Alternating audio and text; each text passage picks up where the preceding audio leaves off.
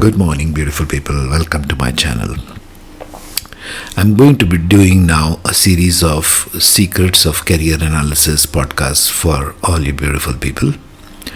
This may be helpful, especially if you are looking to succeed in your current job or looking to change your career path or do something in case you have lost your job due to artificial intelligence, AI, and so on and so forth.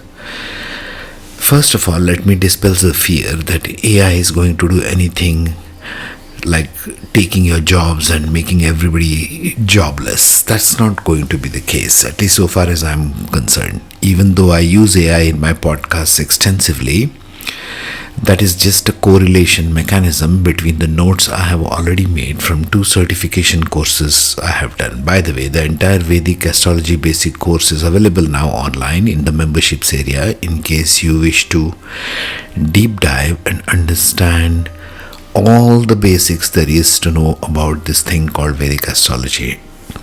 That is also made using AI. But that is just a capturing mechanism for my own notes and my own understanding and my experience of reading charts. Okay, so it is not like blindly I have put AI into the business. That's not the way AI works anyway. Alright, so talking of secrets of career analysis, first I'm going to be doing between Natal and Navamsha and using the Jaimini system of astrology. Going forward, I shall be explaining to you all the principles of Amatyakaraka as it relates to your career, as it relates to Jaimini astrology, and what tips you can take from there to understand your career paths and your planets and points. And going forward, I shall even be doing the case studies like I did for all the previous ones. So let's begin with the basics part 1. Number 1, what is Amatyakaraka in Jaimini astrology? What does it mean by saying Amatyakaraka? It directly means, translated from Sanskrit, it means the minister. Atmakaraka being the king or the soul aspect. Amatyakaraka is the planet in your natal chart which is of second highest degree angle. Jaimini system considers angles. Okay. This is planet with the second highest degree in your natal chart is your Amatyakaraka. Think of Amatyakaraka as the second house of your natal chart if you use traditional astrology.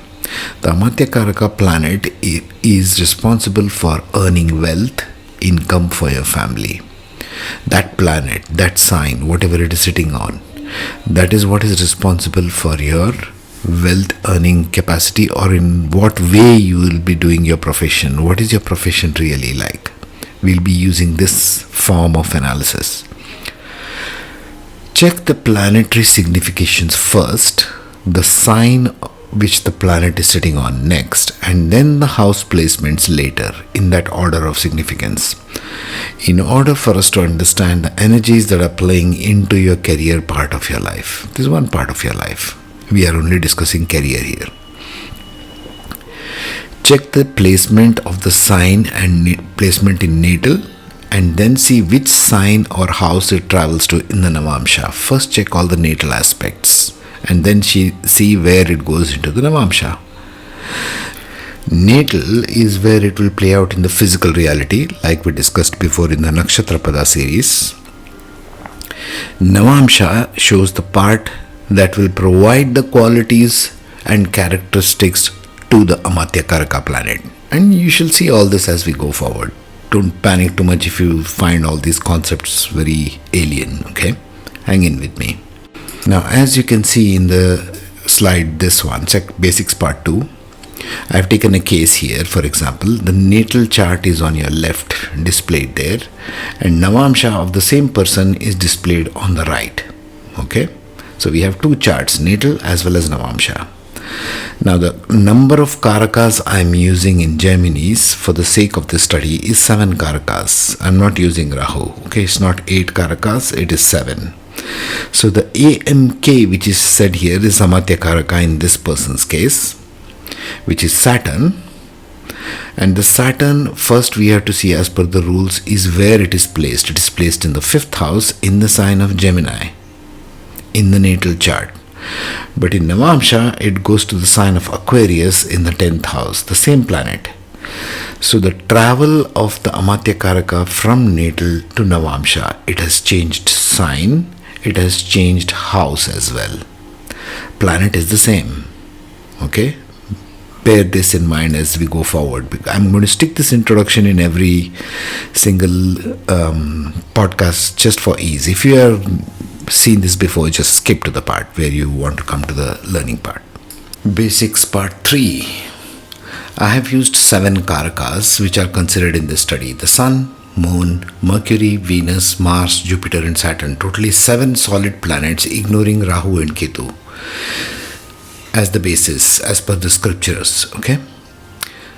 Aspects of the Karakas are different from the main system. In Jaimini system, the aspects are considered based on the signs where they're aspecting each other.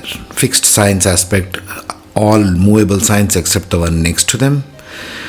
Movable signs aspect all the fixed signs except the one next to them, and dual signs aspect one another. Just remember this. You can even GPT it if you want. So it is based on the rules of the Jaimini system, not the mainstream system. Okay? Just understand this.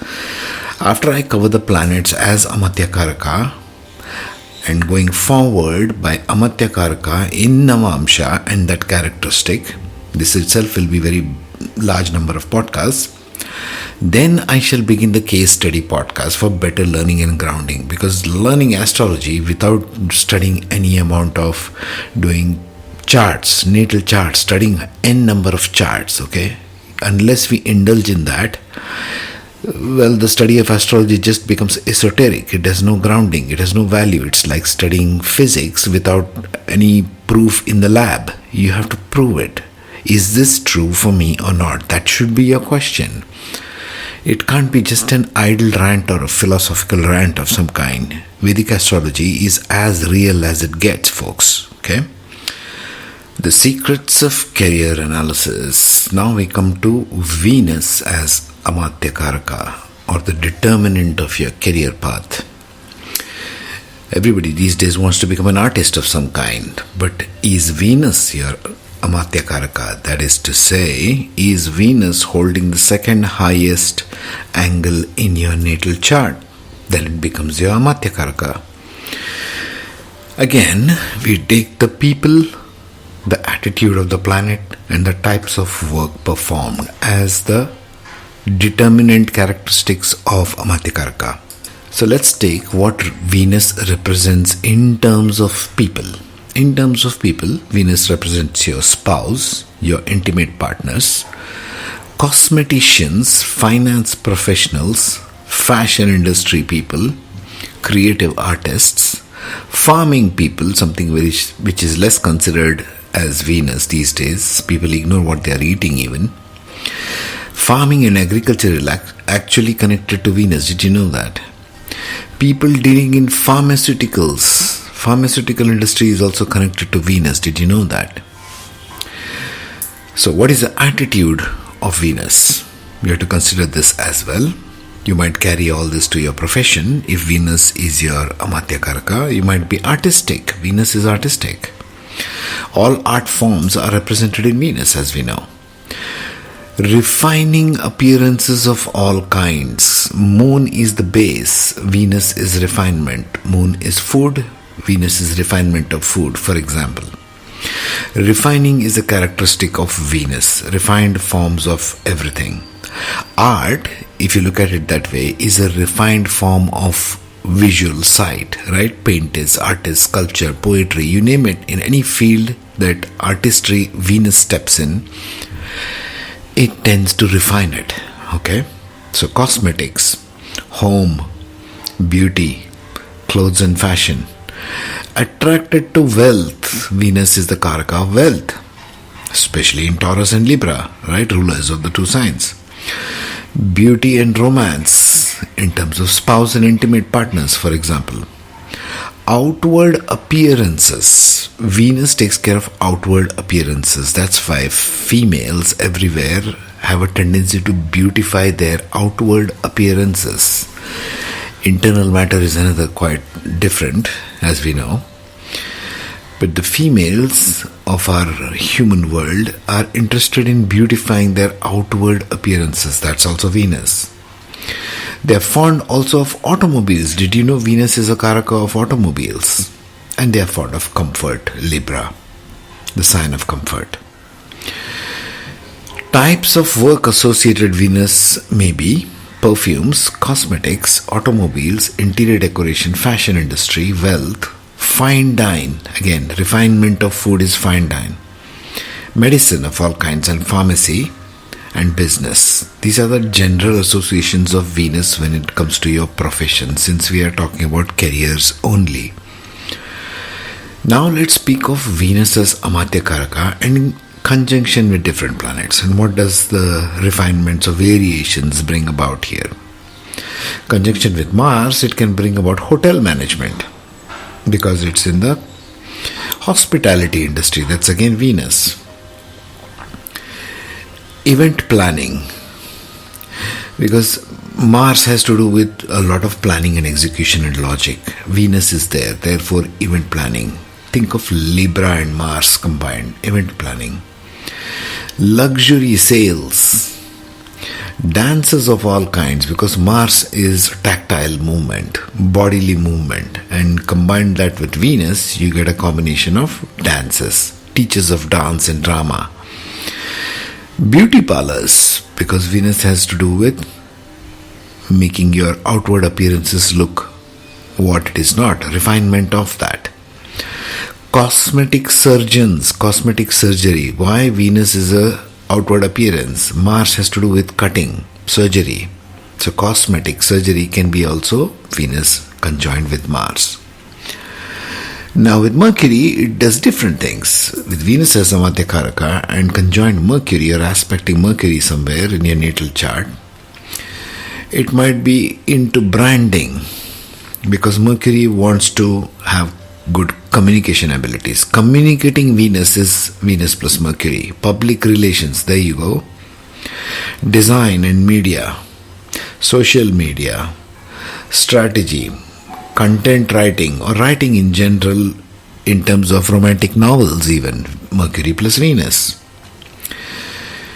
Venus with Moon will bring about professions related to horticulture, agriculture, nursing, art therapy, music, interior design and decor, Vastu consultants. See, all things Moon, home, heart combined with artistry and refinement of Venus. Also, what you might not have guessed is horticulture, agriculture and farming, for example. Moon and Venus can also bring about that. I think the modern generation needs to go into farming more. People don't know how they grow their food. Crops, flowers, seeds, fruits, vegetables. Venus as Amatyakaraka with Jupiter will provide careers relating to musical education. Why is that? Music is refinement with Venus, Jupiter is education. So these people might become musical teachers, for example. Child counseling, Jupiter is a Karaka of child. Counseling is again Venus's forte. Cultural arts teaching, this is more like teaching from Jupiter, and culture and arts are pertaining to Venus. Spiritual teachers even, this is of a tantric kind. Venus is a transformative planet also. Self-worth coaches. Why? Because Libra is a sign of self-worth. Therefore, Venus combined with Jupiter, they can make good self-worth coaches. If Venus is your Amatyakaraka and Jupiter is aspecting or conjoined, they might make very good self-worth coaches. Or relationship coaches, because Venus is a Karaka of spouse. With Saturn, what happens with Saturn? Saturn is responsible for construction, therefore architecture. Refinement of civil engineering is architecture, isn't it? The Venus or Venusian aspect of civil engineering comes into play here because Saturn loves construction. Especially museums and old buildings. Why? Saturn is a Karaka of old things. Archaeology comes here. Because Saturn is interested in old things. Fashion, shoe and footwear industry. Ladies, take note. You'll have extreme fondness of accumulating all kinds of fancy footwear, it comes from Saturn with Venus. Housekeeping in hotels and resorts. Hotels and resorts comes from Venus. Housekeeping is the forte of Saturn. Keeping house neat and clean. Here's a tip. If you want to make good Vastu in your house, keep it neat and clean. Saturn won't interfere then. Beauty salons. Why? Because Saturn is a karaka of hair cutting, of barbers. Beauty is of Venus. So people who work in beauty salons, hair cutting essentially, can be a karaka of Venus and Saturn.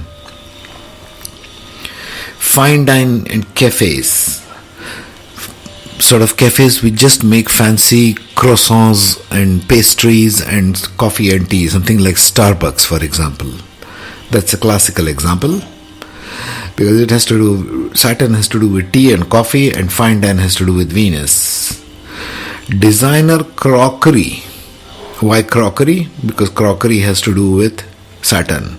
Designer crockeries, you can find that a lot on Amazon, isn't it? All kinds of fancy cookware. Image consultants, because Venus is concerned with image in Libra. Also in Taurus, your face. Now, if you bring Rahu and Ketu aspect, of course, it starts doing different things. With Venus as Atmakaraka and Rahu aspecting or conjoining it, you might be good in acting. All the actors. Movie industry. Fashion, modeling and photography, because Rahu is interested in photography. Anything visual. Camera is Rahu. So everything is YouTube. Entire YouTube is Rahu for that matter. Funny thing, you're watching this and listening on YouTube, but this has no visual on it, isn't it? Except for the static. Viral branding. Anything tends to go viral as people keep talking. Has to do with Rahu. Deception. Because all these are deception. Rahu is everything deceptive. Showing something which it isn't inherently. Social media. Showing off something which you are not. Branding and marketing, again, selling something which is less than what it claims to be. When Ketu falls in, it does different things again. Venus with Ketu. Genetic research. Did you know Venus stands for DNA? Microbiology. So genetic research can be there. Microbiology can be there. Virus and microbiology research, because Venus goes into the refinement of life, into the DNA level of things. Literal DNA, I'm saying. Also, it can be interested in tarot cards, astrology and all these occult sciences. What I'm doing now, for example. Surely I should be having some combination of this. Natural healing modalities like Reiki and so on. New age healing modalities can also be Venus with Ketu. Next, upcoming, Mars as your Amatyakaraka. What does Mars drive as your second highest degree planet? That's next. Stay tuned. Career studies. Venus as Amatyakaraka. When Venus becomes the Amatyakaraka, the planet of harmony, aesthetics, relationships, refinement, and value creation, becomes the ministerial executor of the soul's mission. This brings a professional style that emphasizes diplomacy, relationship building, refined presentation, and the ability to identify and enhance value in people, products, and environments. Individuals with Venus as Amatyakaraka thrive in careers where beauty, balance, creativity, and social grace are central. They often work best in environments that are aesthetically pleasing and socially harmonious, and they excel in roles that require tactful negotiation, brand management, design thinking, or luxury-oriented services. Venus here favors professions connected with arts, culture, fashion, hospitality, finance, law, counseling, and diplomacy. A strong Venus as Amatyakaraka enhances magnetism, networking ability, and an instinct for creating mutually beneficial arrangements. When afflicted, it can lead to overindulgence, vanity, or excessive compromise. The professional path is powered by the ability to blend charm with tangible results, turning relationships and refinement into assets for career advancement. First house, career focus, public relations, fashion, luxury business, arts, media presence, branding leadership. Strengths, attractive public image, natural diplomacy, strong influence through charm and personal style. Challenges, career over-reliance on appearance or social favor, tendency to avoid conflict at the cost of decisive action. Hammer's second house, career focus, finance, wealth management, jewelry, cosmetics, family business, fine dining enterprises. Strengths: ability to monetize beauty and luxury, harmonious client relations in financial or material value sectors. Challenges: risk of indulgence in luxury affecting financial discipline, family dynamics impacting business decisions. Third house, career focus: creative writing, advertising, luxury marketing, performance arts, social media influence. Strengths: persuasive creative communication, stylish presentation and campaigns, innovative networking. Challenges: overemphasis on style over substance, difficulty sustaining momentum in long-term projects. Fourth house, career focus: interior design, real estate, hospitality, cultural preservation, homeland tourism. Strengths: ability to create aesthetically appealing and emotionally warm spaces, strong community relations. Challenges: career tied too closely to personal comfort zones, difficulty separating home and professional matters. Fifth house, career focus: arts, entertainment, luxury education, speculative ventures in creative industries.